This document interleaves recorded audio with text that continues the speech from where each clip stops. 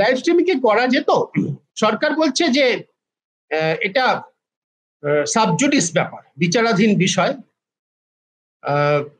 তাই করা যায় না, এটা সরকারের প্রধান যুক্তি। আমার বিচারে এটা হাস্যকর যুক্তি। সুপ্রিম কোর্টে যে মামলার বিচার চলে তার থেকে বড় বিচারাধীন বিষয় তো আর কিছু নয়, তারই তো লাইভ স্ট্রিমিং হয়, প্রথম কথা। দ্বিতীয় কথা, ডাক্তাররা যে দাবি দাওয়া নিয়ে তাদের নিরাপত্তা ইত্যাদি যে সমস্ত নিয়ে আলোচনা করতে গিয়েছিলেন, সে তার কোনোটা সুপ্রিম কোর্টে বিচার্য বিষয় নয়। সুপ্রিম কোর্ট যে মামলার বিচার করছে তাদের জুনিয়র ডাক্তাররা কোনো পার্টিও নন।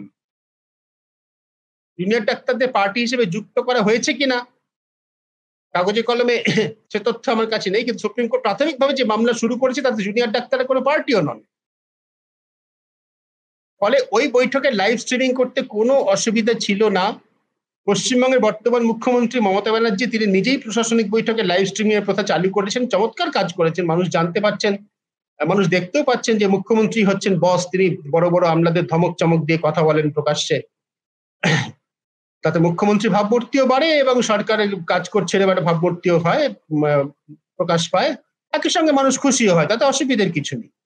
সব থেকে বড় কথা যে 2019 সালে, মাত্র 5 বছর আগে, এই ধরনের ঘটনায় এনআরএস হাসপাতালে ডাক্তারদের সঙ্গে জুনিয়র ডাক্তারদের সঙ্গে বৈঠকে সম্পূর্ণটা লাইভ স্ট্রিমিং হয়েছিল। মুখ্যমন্ত্রী গর্বের সঙ্গে তা করেছিলেন। এখন তাহলে অসুবিধা কোথায়? অসুবিধা কিছুই ছিল না।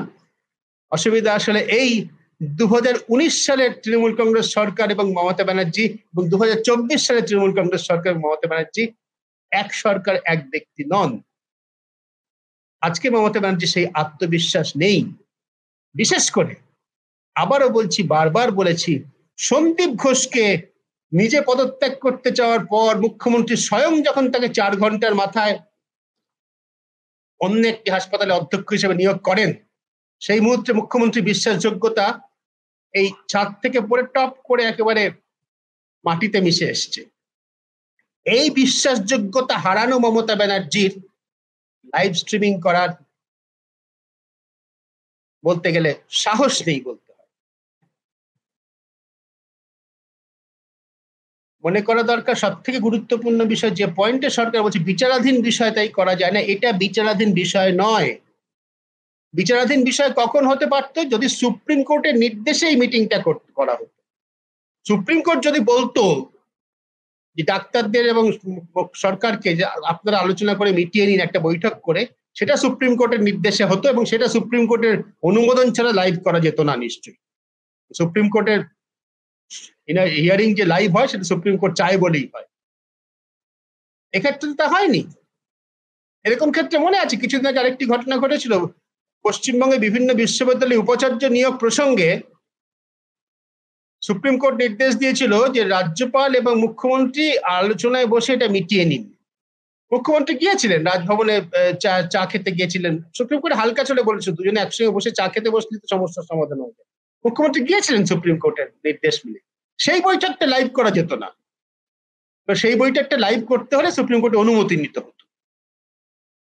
এটা একেবারেই সে জাতীয় কোনো বৈঠক ছিল না, একেবারেই সাবজুডিস বিষয় নয়। সরকার সাবজুডিস বলে যে অজুহাত দেখিয়ে লাইভ স্ট্রিমিংটা এড়িয়ে গিয়েছে, সেটা গ্রহণযোগ্য নয়।